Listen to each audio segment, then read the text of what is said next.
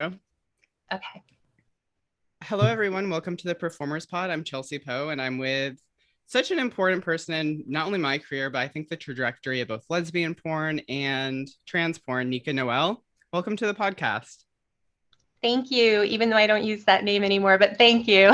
I mean, I feel like that's, yeah. So, I know what you mean, but we're talking yeah, about my work as that person, yeah, so we will professional name or that porn professional name, or name, so yeah. that's fine. Yeah. So, you've like totally brought me into a world I literally never really knew anything about.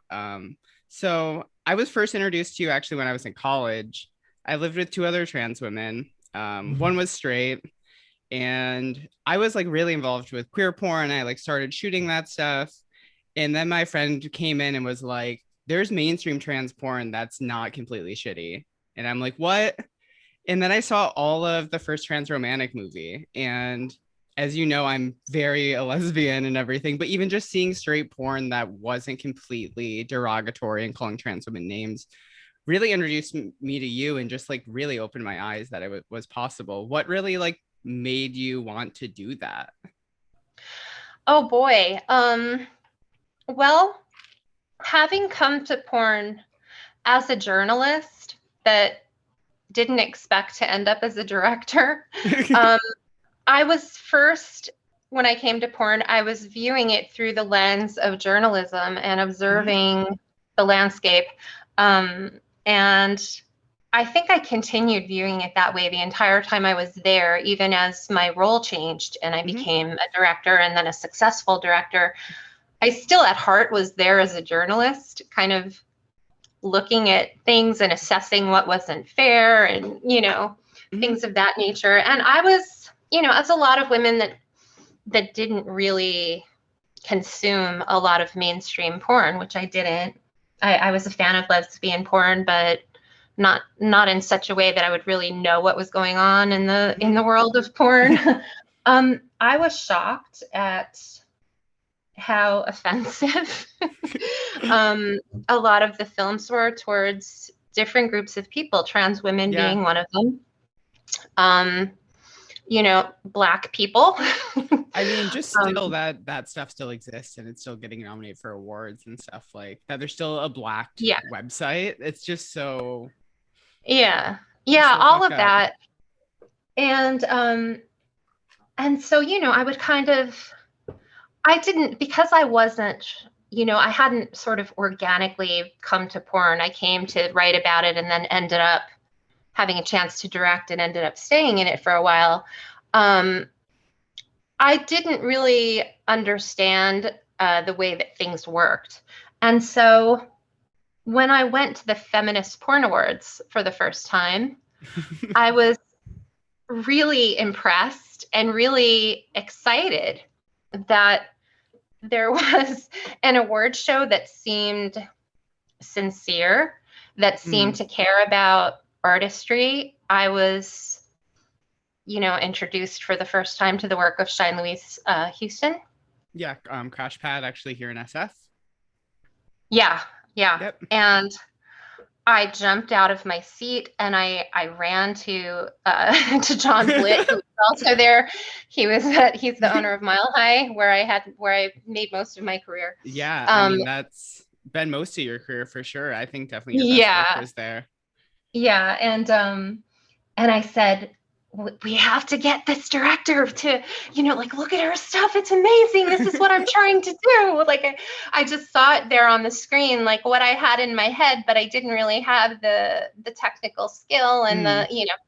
and I started talking to people there and I met somebody named Drew DeBow, who would later change her name. But at the time she was named Drew DeBow. Yeah. Um, I wasn't sure if she was a performer. Because there was such a wonderful mixture of people there from the queer community that I wasn't Mhm. really sure who did what. And I met her and I was just so enchanted by her. And I was like, I want to put her in a movie. And so, I found out that, yes, she was a performer. And then I I was doing Sweetheart and Sweet Sinner at that time. So Sweetheart was the lesbian studio, and Sweet Sinner was the straight boy girl studio. Hmm. And I wasn't quite sure whether Drew identified as male or female. So Mm. I sent her an email and I just said, you know, what kind of parts do you have? Like when I didn't know, I was so new to the, and mind you, there, you know, the terms like cis and how do you identify, Yeah, like in I the mean, mainstream world, like we didn't have the language, right? it even in like 2008 or 2009 or That's around when then, this was. all that Yeah. stuff was still so new, even as a trans person. Like, I don't think I heard cis until I was at least in college, probably like 2011, 2012, something like that. Right. Yeah. Yeah. I think that's when it really started to come to the forefront of the culture a little bit more. But Mhm. but she told me that she was a woman, and so I was like, great, I'm going to put her in a sweetheart movie. that's So that's so I amazing that you're like, I don't know what your gender is. I'm gonna be respectful about it, but I really want to put you in a porn. Like, I love that.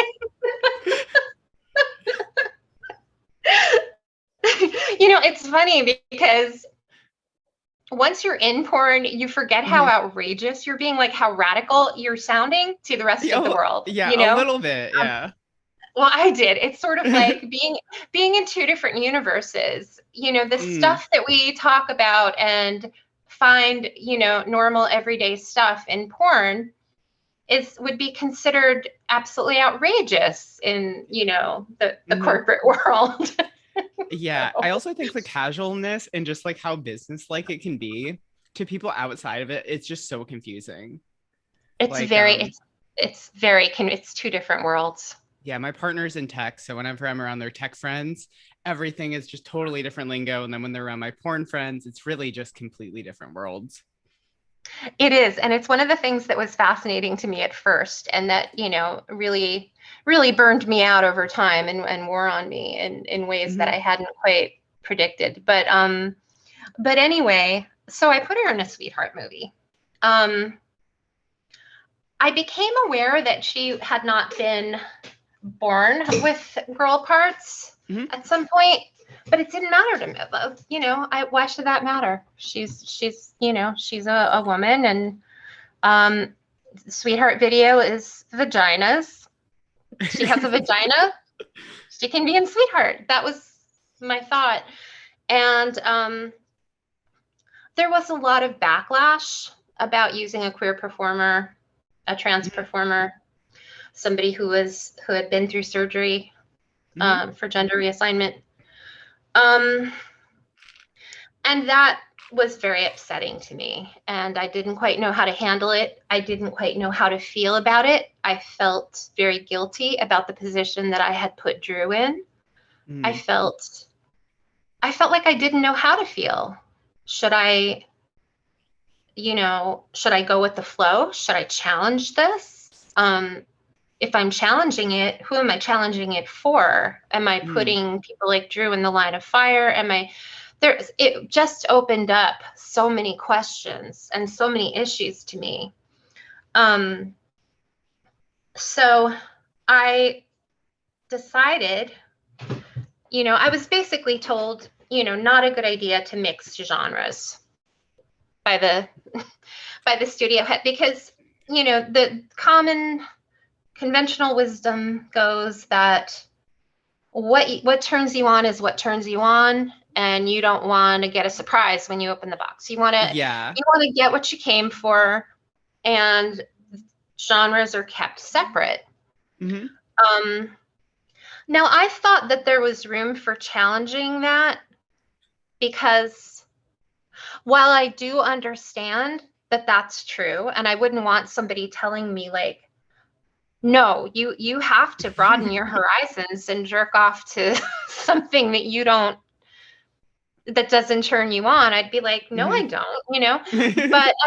But at the same time, I could see that for progress to be made, that some of these walls were due to the same stereotypes being perpetuated over and over, that there was Hmm. room for people to expand, that, you know, sexual attraction can be more flexible, and there is a link between how we think about people and different groups, and how we, whether or not we feel attracted to them.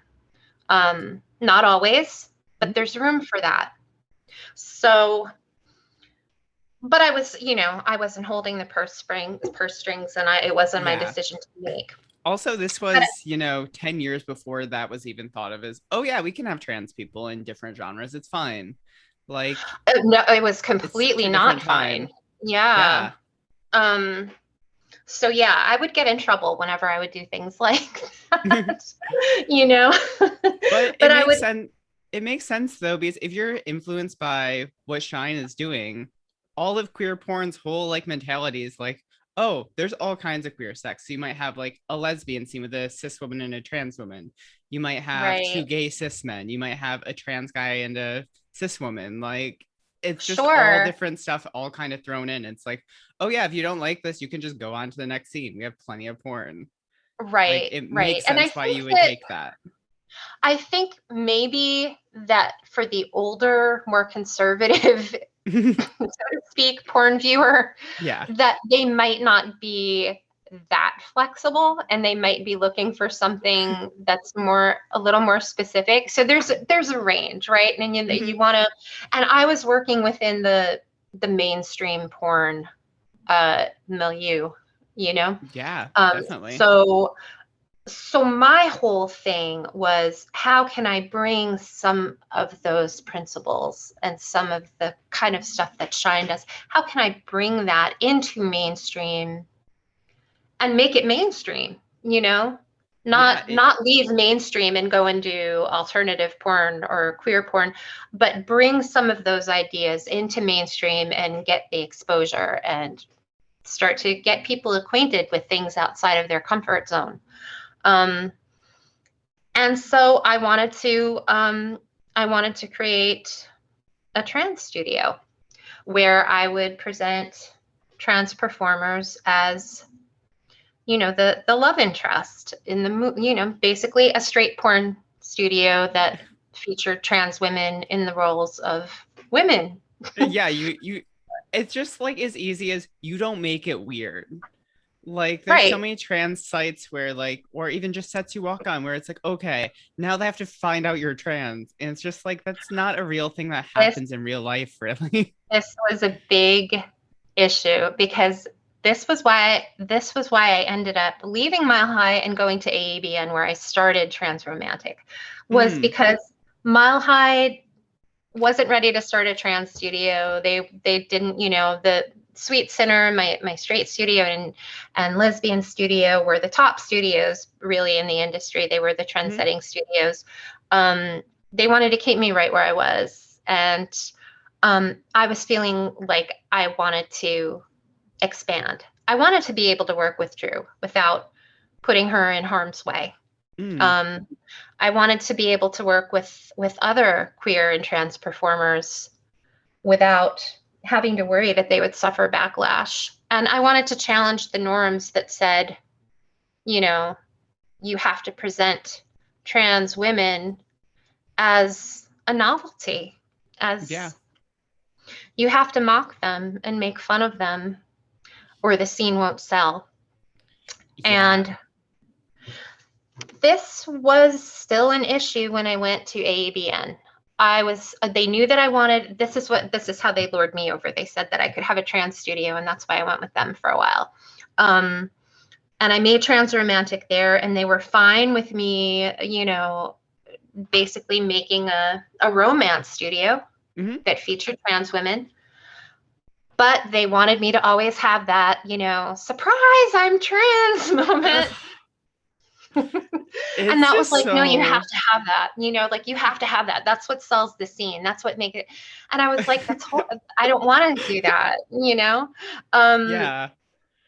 and it took a while. We fought over it, and it was negotiations, and it was like, I would put a little thing in the scene that would, you know, indicate some form, like, oh, I remember, Chelsea. It was the Hmm. first scene, this is how I handled it. It was the first scene that I was shooting. It was with Christian and Amy. Oh my gosh, I'm blanking on her last name. It Um, was my, oh boy. And I just heard from her recently too. And I was so excited about Daly, it. maybe? Amy Daly? Amy Daly. That's it. Is that really it? Yes. Oh Thank you. wow. 10-year-old porn like references on the back of my head. I'm shocked by that. You had it filed away somewhere. I was gonna say Adams, but I'm like, that's not right. That's not right. So yeah, they told me that I had to have the surprise moment, right? And Oh. so the way that I got around that was that I kind of had a moment in the movie where Christian is looking in the mirror Hmm. and there is an indication that he is aware, like he's pretending Mm. not to know Mm. that because she hasn't told him yet that she's, that she's trans. They haven't slept together yet. So this is sort of the whole setup for the story, right? And so Hmm. she's worried about like meeting his parents and getting engaged because they haven't slept together yet and he doesn't know.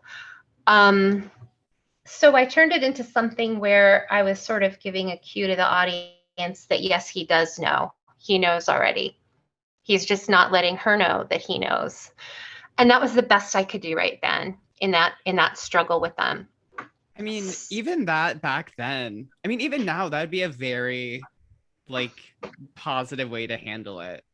It's just so I was wild that trying. I mean that you were doing this stuff like way before any of this was really accepted at all. Like when I came into the It was industry. crazy to me that it wasn't accept. I mean, that was, when I talk about looking back at porn and my experiences Mhm. in porn and feeling like I was at the Mad Hatter's party, this Yeah. is a big part of it. It's just like, what are you guys talking about that that this isn't okay? Like, do you understand how backwards you are to say that what I want to do isn't okay and what you want to do is okay? Yeah, Like, and but it's the way it is and all that. it's all about money. So, Yeah. it's not about um progression and challenging things that should be challenged or respecting people.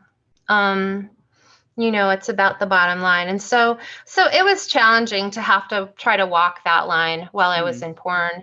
And especially when a lot of the performers are also resistant, very resistant. There was a lot of racism among performers, there's a lot of homophobia, there's a Hmm. lot of, when I know it's gotten better. But there was a lot of, no crossover talent can Yeah. infect the pristine straight porn talent pool. Yeah, I want to talk about that for a second because I don't think people Sure. outside of this industry know. There's still a Mhm. stigma of people of like mostly cis male performers, even cis female Yes. performers that work with trans women or people that do gay porn and straight porn, Yep. that they're dirty, that there's a higher HIV risk, even though Yep. there's no data to prove any of that. And it's all just kind of rooted in transphobia and homophobia. Right. Yeah, and that's still a thing that happens today. There's still a lot of like quote unquote ethical male performers who refuse to perform with trans women. And it's just so bizarre that that stuff still exists. I think that, when you have different kind of values bumping up against each other, it's very Mm. hard to separate some of this stuff out because you saw that with the sort of the August Ames situation.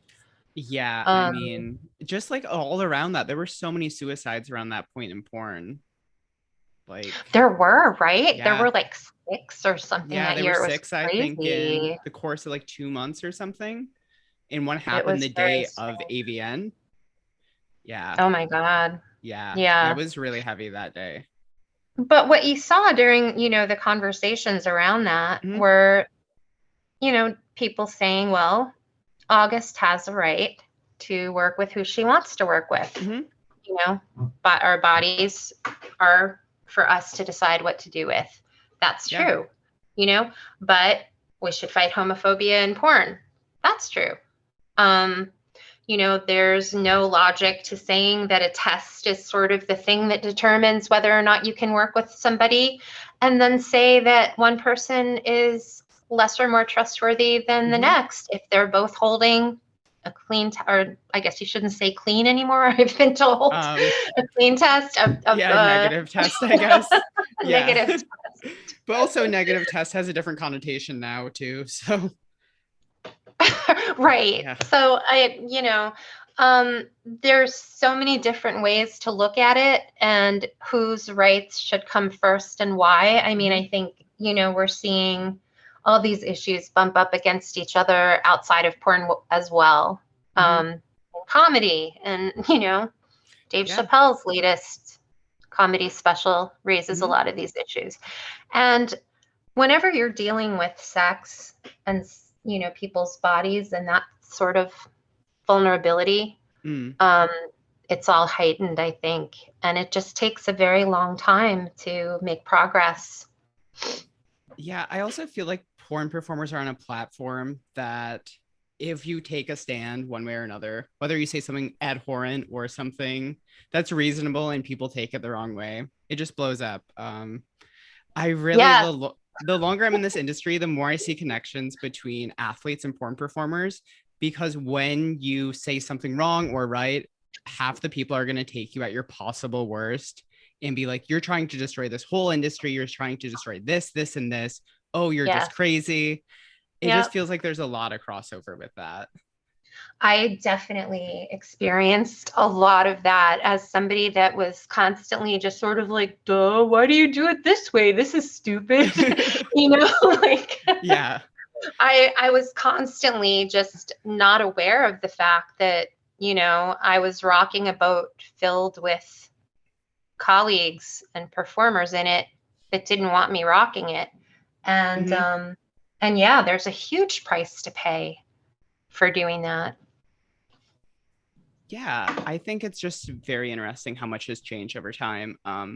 So I know did you perform for a while when you first got into this industry? Yes, I did actually. That was how I started writing about it, was that I did a spanking video for Kelly Payne, who had a site called Tantrum Trainers. That's great. So I was going to write a story about the experience of making a fetish video for Hmm. someone who had, like sort of journalist goes undercover to, sort of for Honestly, Spread magazine. it kind of sounds like a And plot of one of your movies. it does, doesn't it? Yeah. So I had to go to Staten Island. Like I flew from LA to Staten Island. I grew up in Manhattan. I'd never been to Staten Island Oh, you because grew up in why would I? Manhattan? I grew up in Manhattan, I yes. had no idea. Um, I just assumed New England. no, I don't know what my deal is with New England, except that I used to always go to Martha's Vineyard in the summers when I was a Oh, kid. And I don't know, the New England aesthetic, that's my aesthetic. yeah, it's your jam. It's It's my definitely jam. it's a part of the world that I never thought I was ever going to go to and now I just have like so much love for because of porn and it's so weird. Funny. Yeah, it really is. I'm like I never thought I knew anything about Massachusetts. I know like that entire state now. So bizarre. Yep. Yeah, it's a very interesting piece of the country. I have to say, Hmm. I do love it. So where was I? Oh, Tantrum yeah. trainers. Hmm. Okay. So I went to Staten Island. I had never, I had never like known anything about spanking as a fetish. I didn't know Hmm. that like when you're talking about a spanking for a fetish site, you're not talking about just being like turned over the knee and spanked like your mom would give you a spanking. We're talking about something much more severe. Hmm. So I didn't know anything about safe words. I didn't know like nothing. Um, but I did it. I got an incredibly intense spanking. And I didn't even know that I could tell her to stop. And I didn't really particularly want to tell her. I was thinking to myself, like, this is so interesting. Like, I don't even feel pain at this point. Like, I Hmm. feel like I'm sort of transcending into some other, and I was just kind of analyzing that in my mind. And Yeah. she said to me, I'm going to have to stop because you're starting to bleed. Oh my God. Wow. So a little bit of subspace there, just a little bit. I had never heard that term before either. Wow. So So I feel like that goes so against like your aesthetic of your like directing.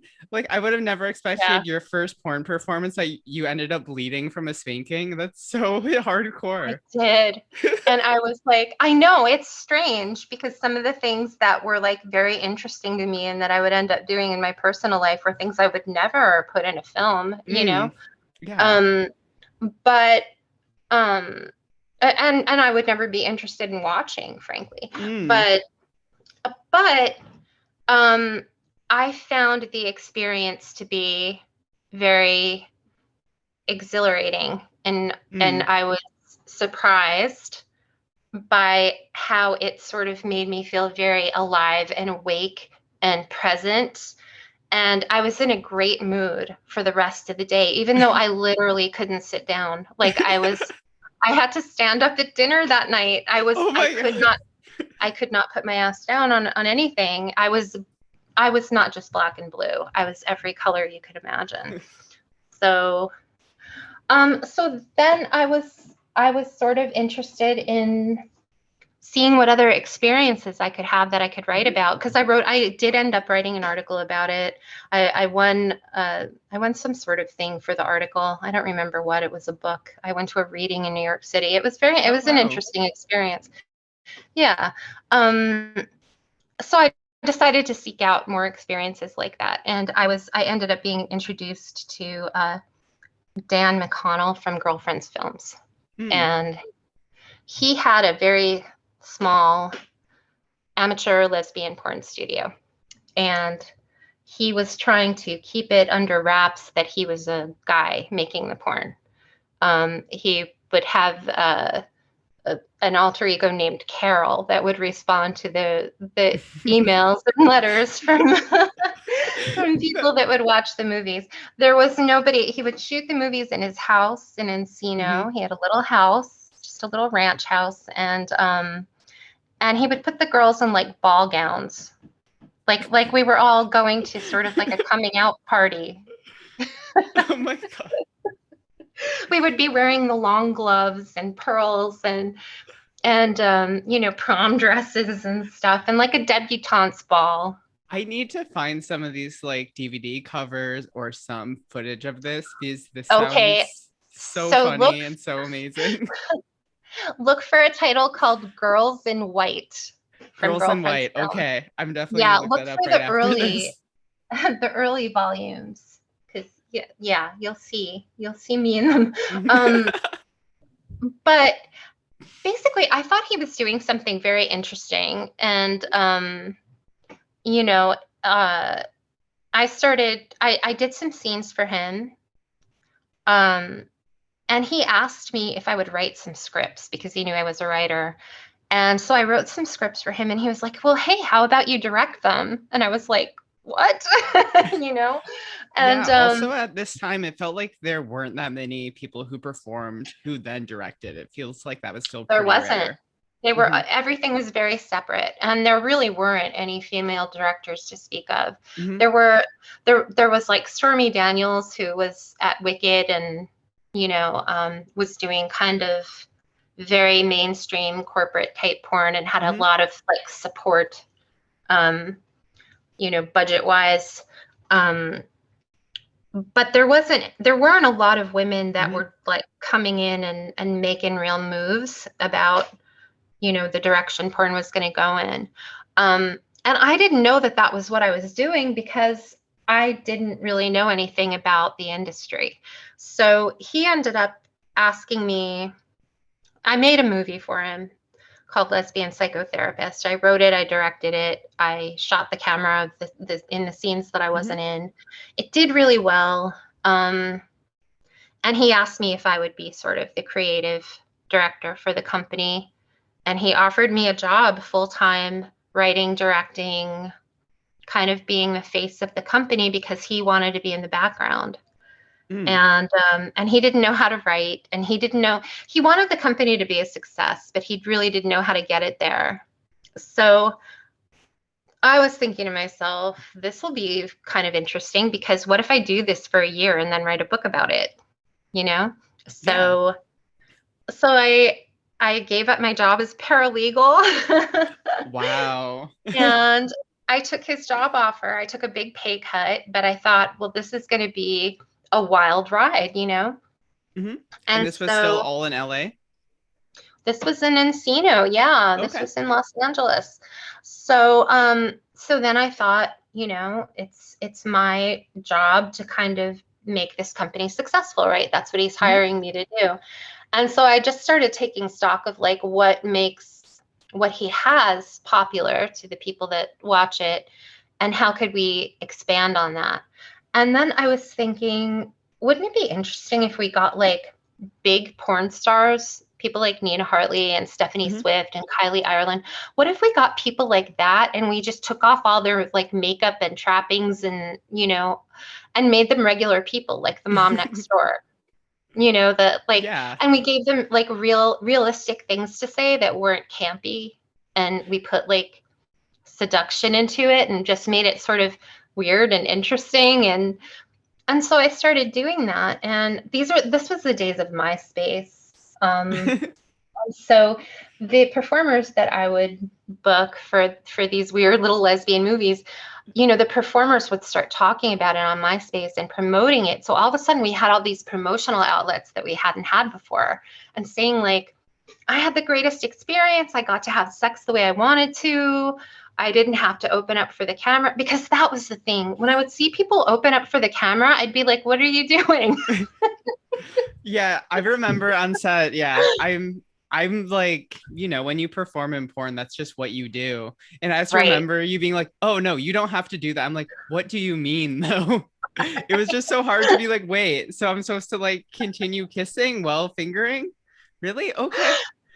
Like, It was so weird to me when people would open up for the camera. I'd be mhm. like, what, that looks so unnatural and fake. Like they were like, but you know, you have to get the shot. I was like, Yeah, it's the the shot is performance. of the body language. It's of the whole situation. Mm, Um, to me, that was one of the things that was really wrong with porn is that, you know, you got no sense that these two people really wanted each other, you mm. know?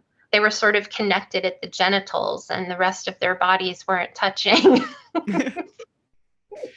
Yeah, I feel And like you really, also oh, they you didn't really, show the guy they didn't show the guys. They never yeah, showed the guys' it was faces. just like Torso. torso and Yeah. down.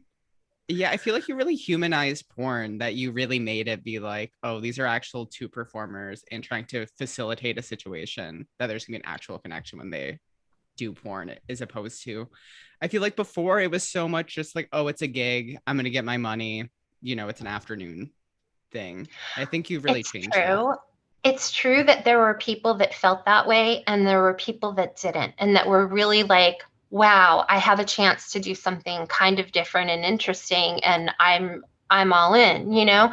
Hmm. And that's how I started having to try to sort of choose who I was going to book. You know, if it was somebody that was like, "Can I leave yet?" You know, Yeah. "Are we done?" Yeah. um, then it's like, well, not a fit for us, you know. Hmm. But then there were people, you know, I would run across people like you or people that I wouldn't expect sometimes to be so into it that would end up being wonderful at it. Um, you know, people that were big stars already, and you would expect them to be divas, and they weren't. They were like, "Wow, this is really great," you know.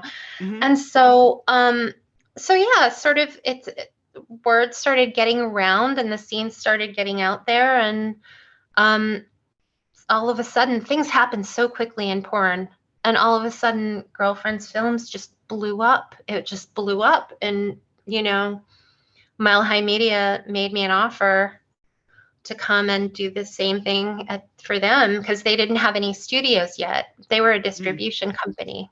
So and by that point Dan at Girlfriends was not happy about the fact that everybody thought Girlfriends was my company. Oh. He I was mean, what not what did happy. he expect though? If you're like trying to be in the I don't know. background, like, It was very weird, Chelsea. It was so strange. I was like, this is what you hired me to do. and I did it, and now you're mad. That sounds like such an LA problem. Like, yeah. Yeah, it was weird, but anyway, it was time to move on, and Dan did try to stop me from starting another studio. I got a letter from his lawyer, and I was like, Oh, "Oh, too bad." I mean, I guess having a legal background probably helps when you deal with that stuff. Yeah, it was kind of, he tried to see if he didn't want me to go into competition with him, Mm, obviously, and he thought he'd give it a shot, I guess, but there was no reason that I had to abide by that. So I started a Sweetheart Video with Mile High, and that was, and during that time I was performing, or I wasn't performing much, but I would sometimes put myself in movies just because it was easier. If I was like, oh, okay, I'll be like the older woman that's, being creepy or something. I'll just cast myself. yeah, I know that feeling a lot where it's like, okay, I need someone for the scene. It's like, I guess I can just do it. It's fine. Right. Like I Yeah. know I'll show up. Yeah. I'll be here. I'm already here. I can count on myself. All It's right. fine. I don't want to bug anyone else. Yeah. And also as time went on, I felt like as a director, I didn't want to be asking people to do things that I wasn't willing to do.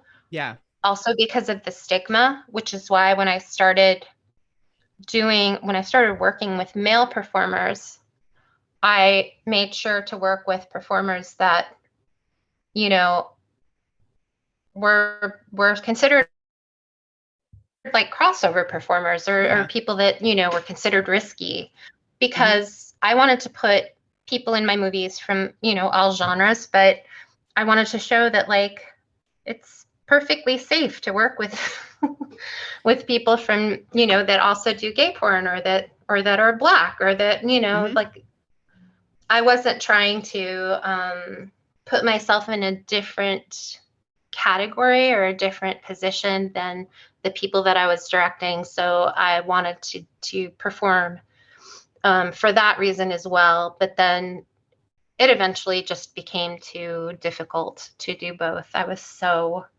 overwhelmed with, what I had to do as a director and writer. Yeah, I mean, it seemed like your workload was just so intense at different times. Like, it It seemed was like you were crazy. constantly shooting. Like, what was that whole experience like from the inside where it's just like, okay, how many movies did you have to do like in a month? 4 Wow. features. That's so crazy. I And just whatever would need to have been made up from the month before, if somebody just decides not to show up and we can't do the scene, so the movie isn't finished but the movies due, so now we have to hurry up and get that scene in too. um, or if the person that was starring in the movie shoots half the movie and then drops off the face of the earth, and now I have to rewrite the movie how long were and you try doing to this for? Like this much um of a workload? Gee, that much of a workload probably from 2008. Wow. Yeah, it was a long time. That's how did you deal with that? Um, it was hard. It was hard, and I would work all the time, and it took a toll for sure. But I'm somebody that, likes to work and doesn't really go out a lot or Yeah. party or anything. Yeah, I mean, So when you're working that much, there's really not time to be like, oh yeah, I also go clubbing on the weekend. Like, exactly, exactly. And so yeah, I just basically my life was working, and I saw everything. After a while, I just saw everything through the filter of, porn, or the way I could take some situation that somebody was having, or something that I saw, and tweak it and make it, raw material that I could work mhm. with to make a porn movie. Um, and yeah, it just kept growing and growing and growing and growing, and everything just kind of everything was a success. It was really weird. It's It weird was when that really weird. happens, isn't it? it was, I suddenly found myself living a destiny that I hadn't necessarily chosen. And in an industry that, quite frankly, I never felt comfortable in, and I Hmm. could not navigate. And I did not feel comfortable around a lot of the people that I worked with. Hmm. Um, I just felt like I was lost, misunderstood, and really just afraid a lot of the time of Hmm. what, the position that I was in, what people wanted from me, the way I was treated, sort of not understanding how people wanted me to treat them. The whole thing just felt so overwhelming I can't that imagine. it took a toll on me for sure. Yeah, I can't imagine that workload on top of all the stress of the industry. And then when you get successful in the industry, there's more stress that comes with it and more pressure. And yeah, that sounds extremely difficult. I can't imagine. I'm like, I try to do 4 movies a year, and even that, it's like Oh my full gosh. times. Yeah. Yeah, it's hard because you never know who's coming to set, you Mm, know? You don't really know anything about the person. And I mean, let's be honest, they could have a rap sheet, they could be, violent, they could have, yeah. um, terrible substance abuse problems, they could just be, you know, um, crazy.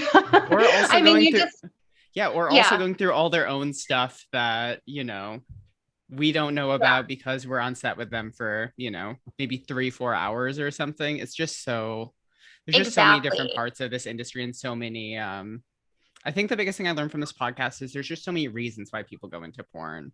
Like there's some There are people use so many reasons. like some people are using it as a way to get out of their situation or have more stability. There's other people who are going into it and being like, I want to be famous. There's other people being like, I want to do this sex thing. I want to do this sex thing. It's just there's so many Right. different reasons behind it. And I feel like as a Yeah, director, trying to bring all that together and have everyone mesh on top of, doing all the things you need to do, it's just so intense. I can't imagine doing 4 movies a there month. was no way to make everybody happy. Mm-hmm. And also, I don't know. I just felt like a lot of the time I wasn't quite sure what was fair for me to ask of performers. Like I remember Mm-hmm. I told John at Mile High at one point with the gay porn, I said, it's occurring to me that maybe we just don't have a right to ask people to stay on set for very long. Mm-hmm. Like maybe they got into porn to have sex on camera. They want to come in and Mm-hmm. out. They want to be done. Maybe we Yeah. don't have a right to say, oh, here's a script, Yeah. But And go ahead.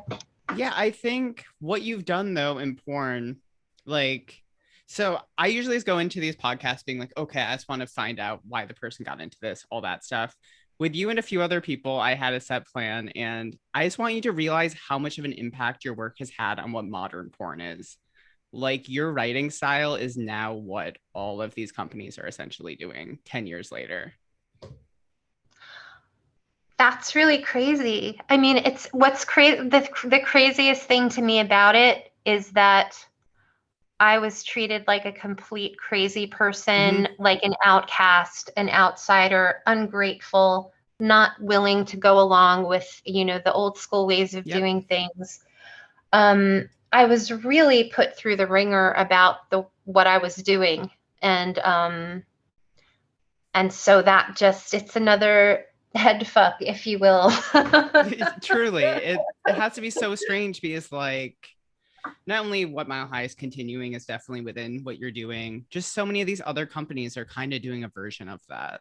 And it's all about performers being people and ethical and sensual and stuff. It just has to be so bizarre to see that's where it's kind of gone. Well, it's interesting because I feel like a lot more of where it's gone and just in general, and I was looking for a word for this because I thought, we're in this artistic period right now Mm-hmm. where the thing that's the most important is how was the experience of making it, not the end result, Mm, of what is the product? Is the product great? But, you know, did you get regular snacks? Did you get the food that you wanted? Were mm, you happy at all times? Did everybody treat you a certain way?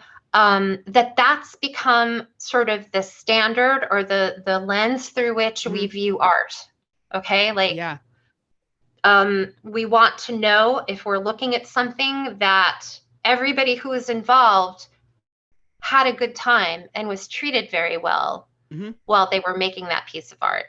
Um, and I think that for me, I kind of came in at this weird time where I was still a little bit more old school in Yeah. terms of like, let's all suffer for our art. Yeah, that's the first like until I started going to therapy. That was my entire life where I'm just like, oh yeah, I'm stressed out. You know, I should do just more art. It'll be fine. Right. Well, I Yeah, was it like, doesn't yes, work out. yes, we're working until 2 in the morning Yeah. because, we want this to be great. And Yeah. it's sort of like, but, so now that I take a step back, Hmm. I see, well, the times were changing.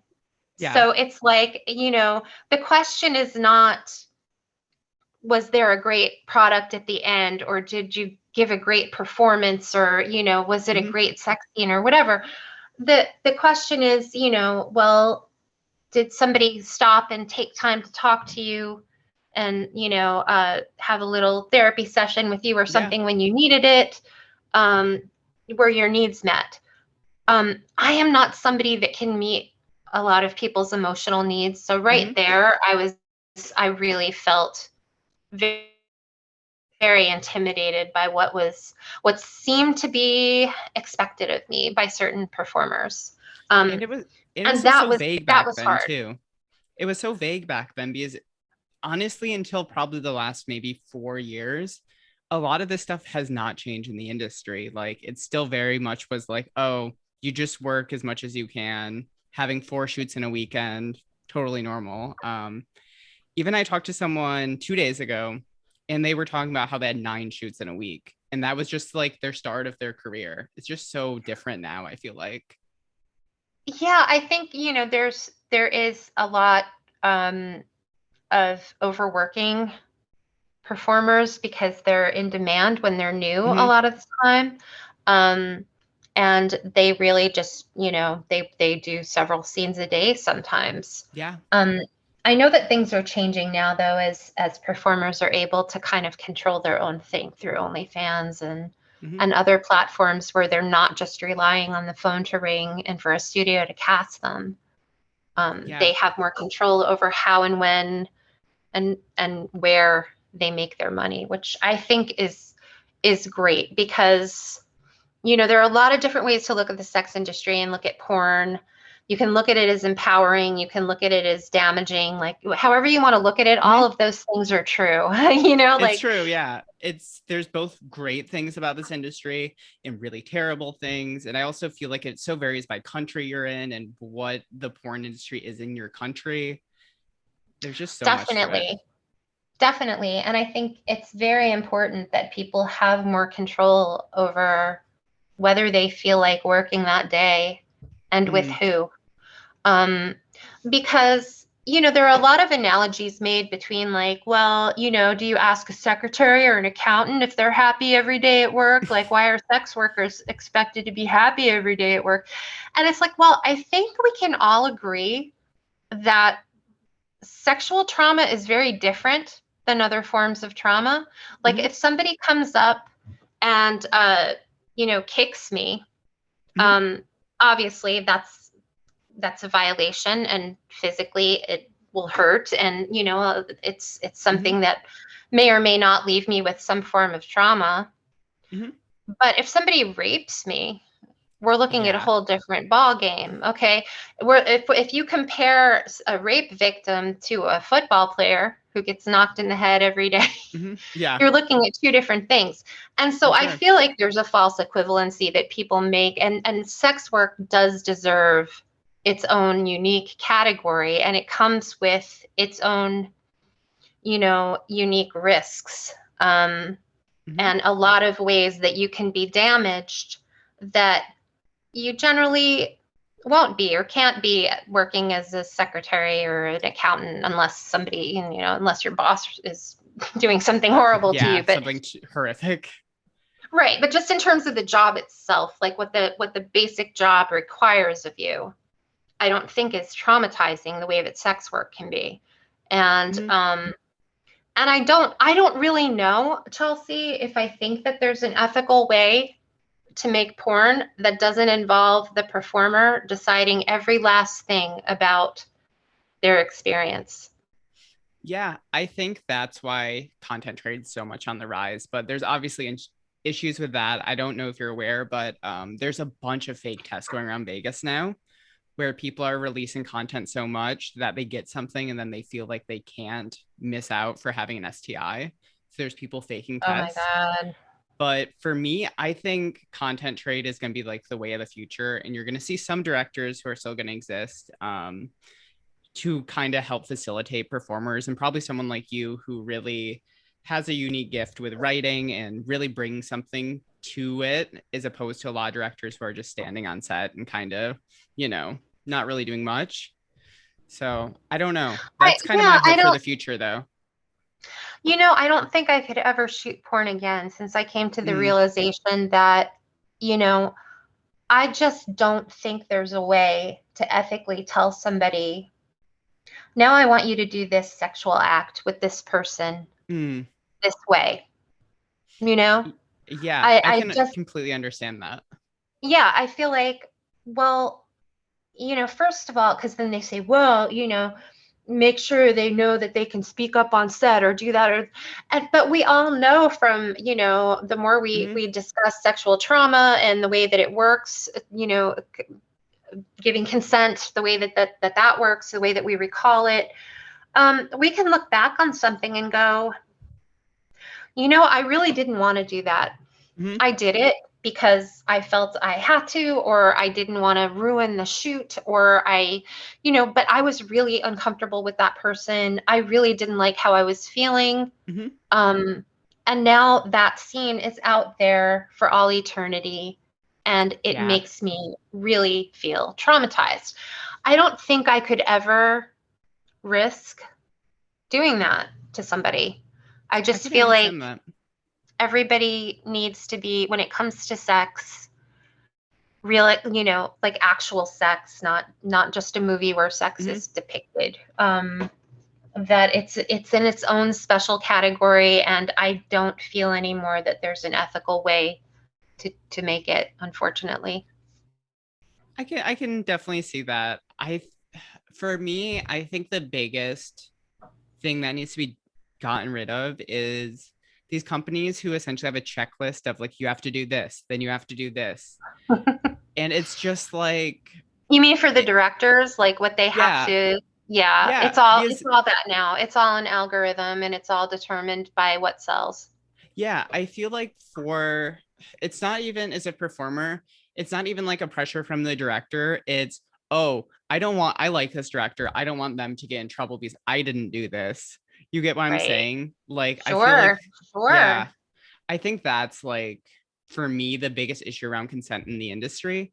That it's like, even if, let's Yep. say, last week you're like, oh yeah, I would love to do this. What if you're dealing with something that day? Can you really get out That's of what I'm it? talking about. Yeah, That's what I'm yeah. talking about, and that's why I love the Hmm. idea of performers owning their own, sites or their OnlyFans, whatever.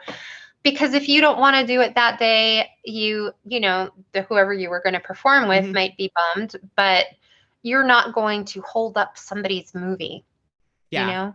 Hmm. And I would definitely like feel resentment towards performers that would suddenly go, oh, I Hmm. was up late last night and I missed my flight, so I can't be, and I Yeah. would be like, now I can't get my movie done. And it's, you don't think of the fact that that person might really have something going on in their life, or they Hmm. might, there may be things that you're not aware of.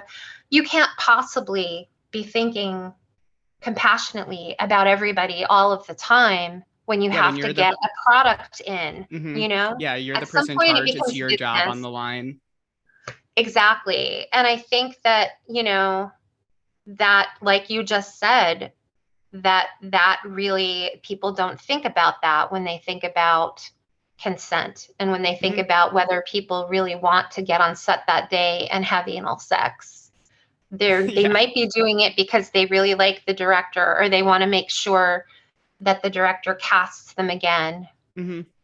or their rent is due, but they Yeah. really feel terrible that day and they wish they could do it the next day, or the next week instead, but they can't. So, Yeah, I feel like this is such an important conversation that needs to be had. So I'm so excited you brought this up. And yeah, really on this podcast, I want to cover like both the heavy stuff about this industry and the positive. Like, I just feel like it all needs yeah, to be talked about. Basically, I wanted to start this yeah. podcast because I had so many negative mainstream press interviews where they basically had the piece written and they're like, oh, we want you to say this and this so we can include it. All right. Yeah. And so I'm not going to keep you all day, but I have one final question. I ask everyone Sure. this. So, Yes. obviously, you're not in the porn industry anymore. I've talked to people who are getting out of the porn industry, kind of all phases of the industry. But if you could magically wake up tomorrow and one thing would magically be changed in porn, what would it be? Oh, um, one thing would magically be changed. That it would be an industry that was based on making art and not money. Yeah, that's a really good one. I feel like that solves so many of the issues around it. Yes. Yeah. Solves some of them, but really, are any of us really capable of that in this capitalistic world?